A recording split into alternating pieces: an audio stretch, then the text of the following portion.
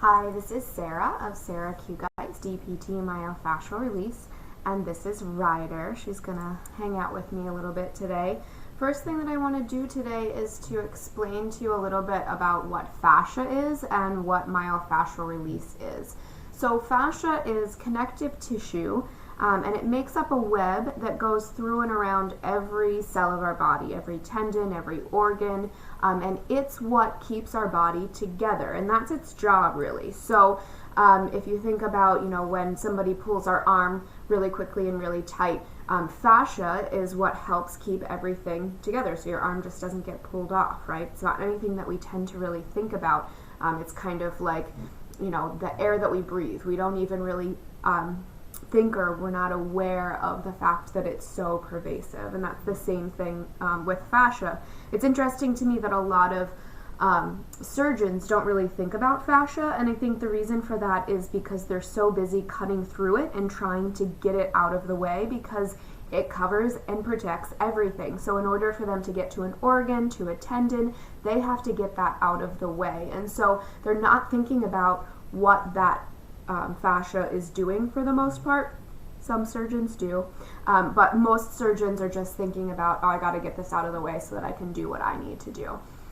So if you think about it as a web that goes through our entire body, and that web is really kind of in some ways chaotic, or you can think about it as not being linear. It can go in any fashion in any way. There are certain areas where it's more likely to go one direction than the other, but you're never going to get straight lines of fascia. There's always going to be branching. So if you're interested in knowing more about that, you can find some pictures online. There's some really great YouTube videos. Dr. Guillaume Barteau is a French surgeon that has looked at fascia, and you can look up strolling under the skin if you're really curious about what this looks like. Or if you just want to have a sense of the patterning, if you look at fractals, that's basically the idea of it. There's this kind of branching that goes off in different ways. So lots of information out there. If you're curious at all, shoot me a message and or ask a question in the comment, and I can give you some more specific information.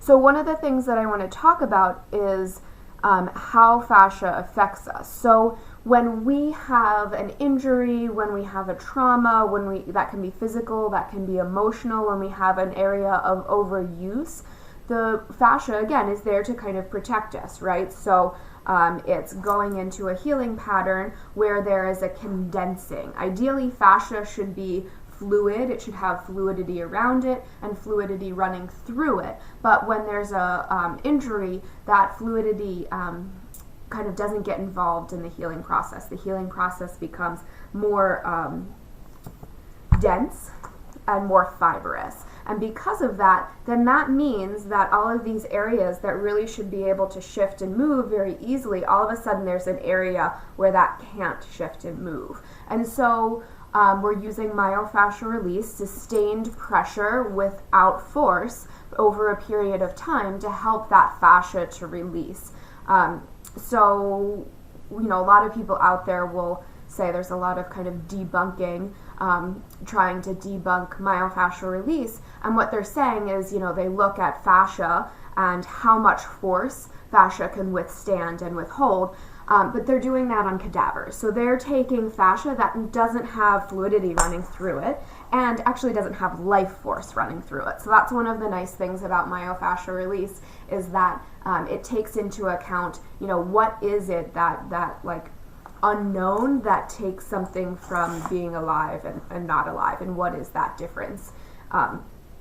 It's not just the fact that there's fluidity there's the life force element. So when we're doing myofascial release, it's really important to honor that life force and honor that consciousness that runs through our entire body. So like I mentioned before, if I tried to move Ryder really quick, right, you can see there's a holding, there's a bracing there, and her body is protecting it, right? But if I kind of go nice and slowly, and she's knowing, oh, this is safe, this is okay, she'll move with me.